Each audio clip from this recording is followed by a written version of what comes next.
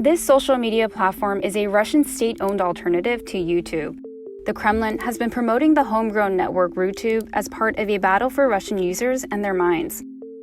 That's because in the country, social media platforms have increasingly become one of the main sources of information, challenging state television. YouTube is the most important platform for millions of people.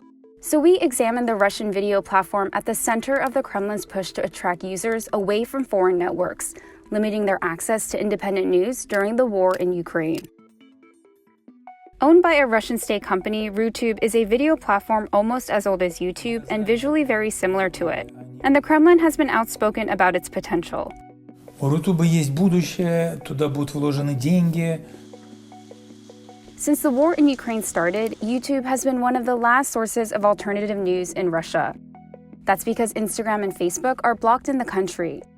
That happened after the parent company Meta barred access to some state channels in Europe following requests from the European Union and British authorities.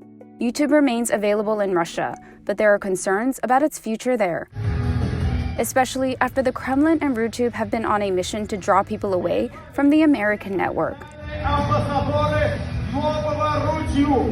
The company has partnered with some popular vloggers and offered content creators 100% of the revenue from ad views during the first 40 days after joining. The incentive came after YouTube paused monetization in Russia as a response to its aggression in Ukraine. This means vloggers can no longer make money from ad views from users in Russia. A month later, some popular Russian celebrities and vloggers who were on YouTube also started using Rutube. The platform's usership has also grown as the Kremlin encouraged government departments, universities, and state-backed media outlets to migrate their content from YouTube to Rutube. Top block. And Moscow is investing in a new generation of vloggers, with a program teaching Russians how to become successful on domestic platforms like Rutube. But the government support is one reason some users don't feel like switching. There is no trust to anything made by the government, especially in order to replace something already good and foreign. Leonid Pashkovsky is a Russian-speaking travel blogger and journalist with more than 1 million followers on YouTube. He says he's skeptical about Rutube replacing YouTube for Russian viewers. I just tried to watch something or find something in there, and there was no views counters under the videos. And data from analytics firm SimilarWeb shows that there are fewer users on Rutube than on YouTube. In May, Rutube had some 38 million visits, a number dwarfed by the nearly 2 billion visits to YouTube only from Russia. Some users can be put off by Rutube because of censorship concerns, which begin to emerge when uploading a video. According to Rutube's content curation info page, getting a video on the platform can take up to 24 hours, as its moderation team watches every video before other users can access it. And Rutube says it adheres to the observance of the law and generally accepted norms of morality. It couldn't be determined if all videos go through human creation, or how the platform decides what videos to check manually or automatically. Any type of independent creators and political activists cannot rely on Rutube. Gregory Asmolov studies the Russian internet at King's College London.